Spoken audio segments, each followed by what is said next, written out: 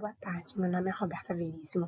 Eu faço parte do programa de pós em Fisiopatia Clínica Experimental, a FISCLINEX, e minha dupla é o Wellington Pérez. Porém, nós havíamos gravado um vídeo e ele acabou sendo corrompido na hora de transferirmos ele para a plataforma. E aí nós não conseguimos gravar novamente porque ele acabou ficando doente. Então, eu regravei sem a participação dele e vou falar a minha parte e a parte que seria a dele.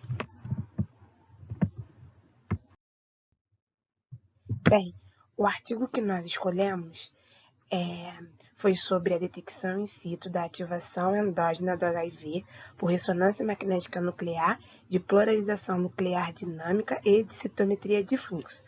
Nesse artigo, os autores associaram as técnicas de ressonância magnética nuclear, aumentando o sinal chamado de DNP, através de um DNP, na verdade, e com auxílio da citometria de fluxo.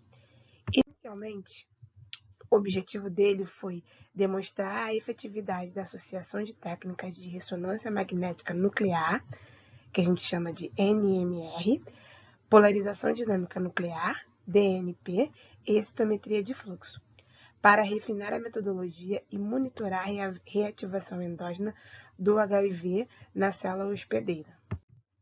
Bem, inicialmente eu vou relembrar sobre a morfologia do vírus do HIV. Então, como podemos ver aqui, ele é um vírus composto por membrana plasmática, proteínas em superfície de membrana, possui material genético, o RNA, e tem enzimas em seu interior, como a transcriptase reversa.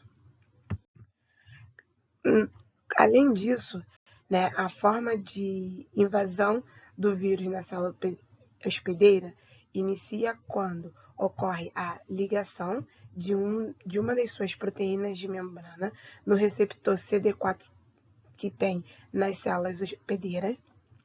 Aí ocorre a fusão da membrana do vírus com a membrana da célula hospedeira e, eventualmente, o capsídeo, contendo material genético do vírus, adentra a célula. Lá, ele inicia vários processos genéticos, como podemos observar nesse esquema, e no final, a célula hospedeira se torna uma matriz de novos vírus, e esses vírus infectam outras células, transformando assim a infecção viral abrangente. E por que os autores resolveram utilizar a ressonância magnética nuclear no estudo? Porque um dos grandes desafios para o estudo das células é a heterogeneidade que essas células possuem. Além disso, é muito difícil isolar uma população de células e amplificar o seu sinal. E as mudanças conformacionais que acontecem nas proteínas do capsídeo do HIV são cruciais para a maturação dessas partículas virais. Ou seja, os autores sugerem que, uma vez que conseguimos entender esse mecanismo, pode ser que assim consiga encontrar, ou desenvolver uma cura permanente, e não uma cura com tempo limitado, como os retrovirais fazem hoje, que no caso eles não eliminam o vírus, só deixam eles não latentes. Então, o que é a metabolômica? A metabolômica é o estudo em larga escala de pequenas moléculas chamadas de metabólitos que possuem, que têm menos de 1,5 kDaltons. Ela se encontra no centro das ciências ômicas e as etapas dela consistem em encontrar a população de estudo, coletar as amostras. Essas amostras podem ser líquidas e sólidas. Quanto mais sólida, maior será a aquisição do sinal dentro do aparelho. Depois realizar a aquisição dos dados, e aí vai exigir cada técnica de metabolômica específica. Esses dados vão ser convertidos em espectros pelos sinais que essas amostras liberam. Esses espectros a gente realiza, né, as análises estatísticas e, por fim, interpretamos, fazendo, né, conferência em dados e bancos metabolômicos para ver se conseguimos identificar algum dos metabólitos encontrados. As vantagens da metabolômica é que ela possui ampla análise qualitativa e quantitativa.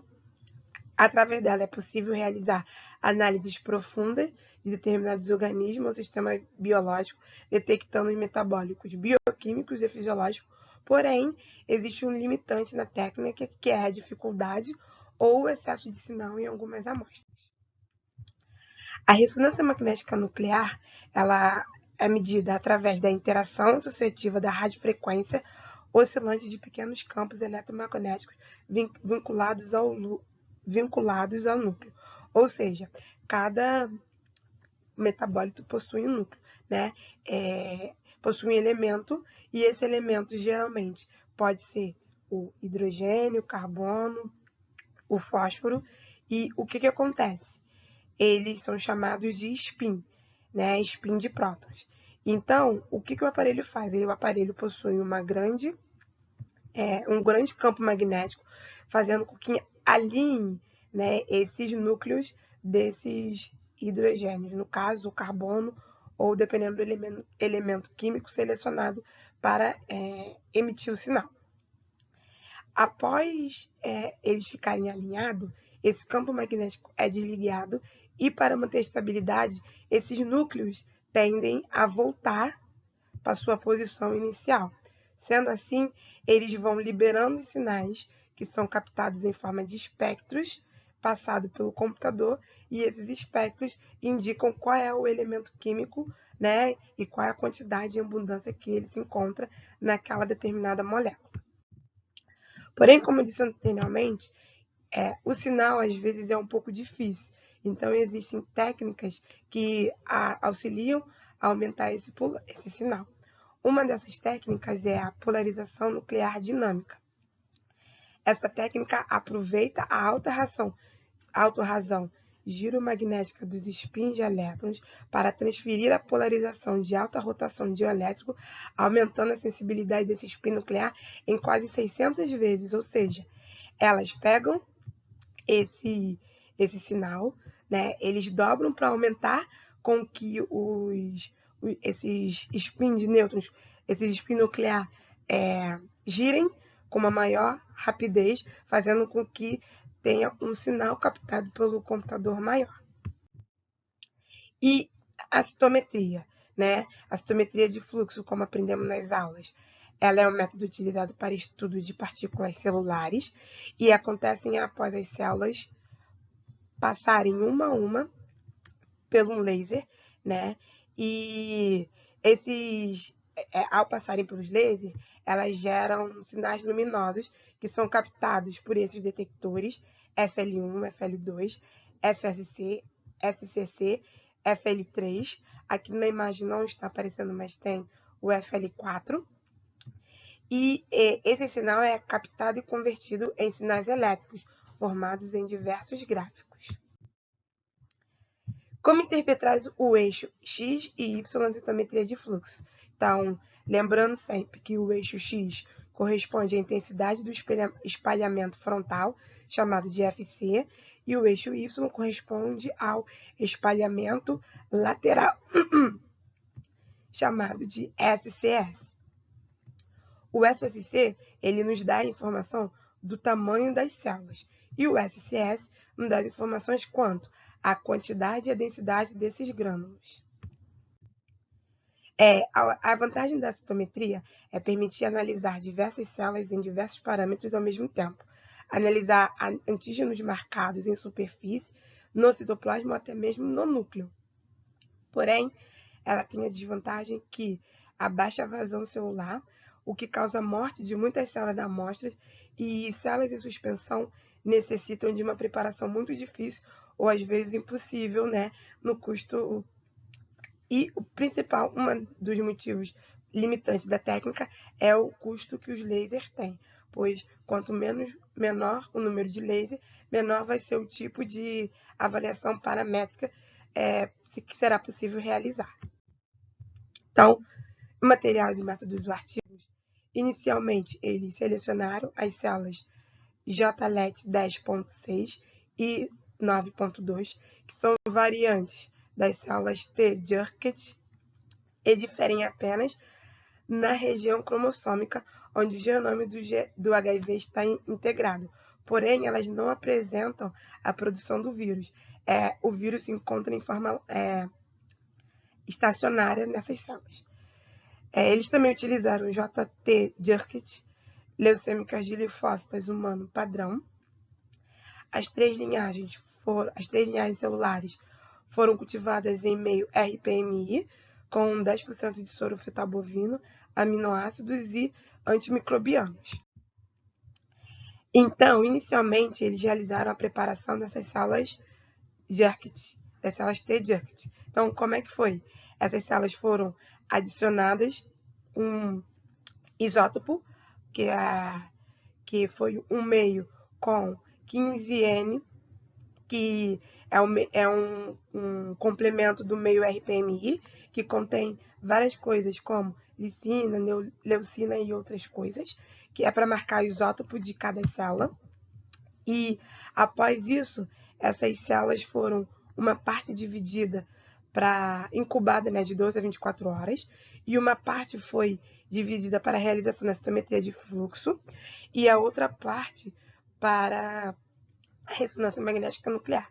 Então, para a ressonância magnética nuclear, eles retiraram o sobrenadante, ficando apenas com os sedimentos, para poder retirar as células não marcadas pelo isótopo.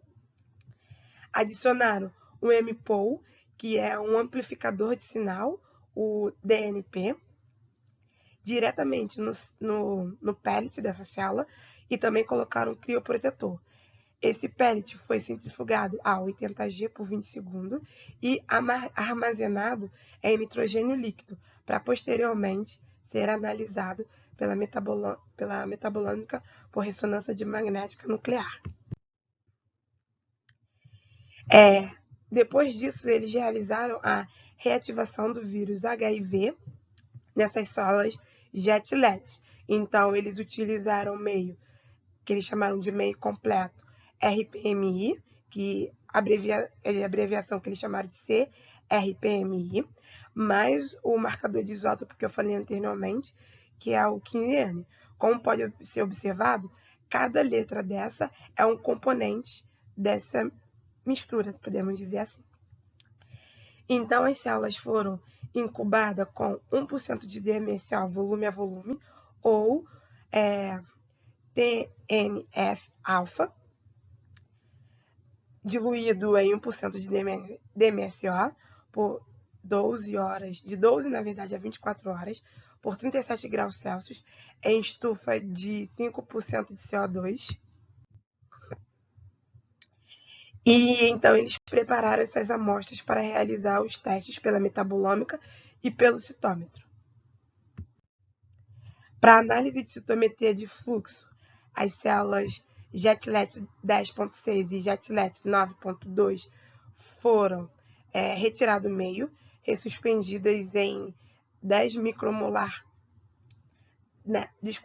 nanomolar de TNF-alfa por 24 horas. Então, é realizada a leitura no citômetro de fluxo.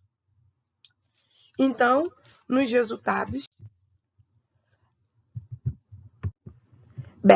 no resultado, na letra A, nós temos a análise de EPR da estabilidade do OMPOL em células não estimuladas. Ou seja, eles só quiseram saber se realmente essas células teriam um sinal. Em B, nós temos a área íntegra de EPR ao longo do tempo. Como pode ser percebido, ao longo de 20 minutos, esse sinal houve um decaimento. Entre C, a comparação dos espectros das microondas quando utilizadas as células JET-LET e quando essas microondas foram seletivamente escolhidas para o isótopo 15N, como eu disse anteriormente. Então, em laranja nós temos quando as ondas foram ligadas e em preto nós temos quando as ondas não foram ligadas, demonstrando que quando escolhe seletivamente o material isotópico, existe uma amplitude de sinal maior. Aqui nós temos a detecção de proteínas de HIV expressas de forma endogenamente. Então, em letra A, nós temos pelo FL4, né, o FC, e são as células reguladas GFP positivo, mostrando que, quando tratadas só com DMCA 4%, as células elas regularam GFP negativo. Quando tratadas com TNE-alfa, as células foram reguladas GFP positivo, como pode observar aqui. Aqui em B, nós temos as células marcadas com DMSO e TNF. No caso aqui, esse gráfico aqui é o mesmo estudo realizado aqui, só que aqui foi realizado por citometria de fluxo e aqui foi realizado por ressonância magnética nuclear. Então, nós podemos observar que quando em azul, né, tratado como estimulante, essas células expressam muito mais amido e amina do que quando tratado somente com MSO. Porém, quando as células T-Jerk foram comparadas, também tratadas com TNF-alfa, elas não expressam tanto o HIV, né? Então, indicando que isso daqui, né, o aumento desses picos na ressonância magnética está diretamente relacionado com a expressão do HIV. Bem, aqui são a detecção de proteínas de HIV expressas endogenamente.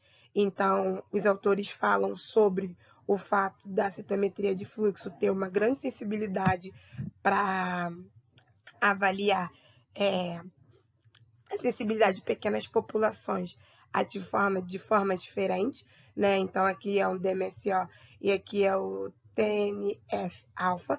Quando realizamos essa mesma análise pela ressonância magnética nuclear, nós não vemos tantas diferenças estatísticas. Porém, a intensidade da ressonância na amida e na peridina é baixa. Bem, por fim, ele fala sobre a homogeneidade celular pelo citômetro de fluxo, né, que indicando que nós temos a classificação por SCC e o FS, né, então que tem uma diferença, e indica que a citometria de fluxo produz uma grande homogeneidade celular na questão da avaliação do sinal. Porém, ela perde massa celular total, sendo necessária a purificação celular para ter uma melhor avaliação, enquanto que quando analisado por ressonância magnética nuclear, existe uma sensibilidade maior das células reguladas positivamente para GFP positivo. Por fim, eles concluem que sim, o benefício da espectrometria multidimensional são os ganhos significativos para estudos de células heterogêneas, que a detecção por ressonância magnética nuclear de estado sólido pode ser aprimorada por DNP. A classificação por citometria de fluxo, em geral, produz uma boa homogeneidade celular, mas custa, né, a massa celular total, o que pode levar a ter dados incorretos. E eles esperam promover com esse estudo integração de novos desenvolvimentos em métodos e instrumentação da ressonância magnética nuclear com técnicas como, por exemplo, a citometria de fluxo. Muito obrigada, estou disponível para perguntas.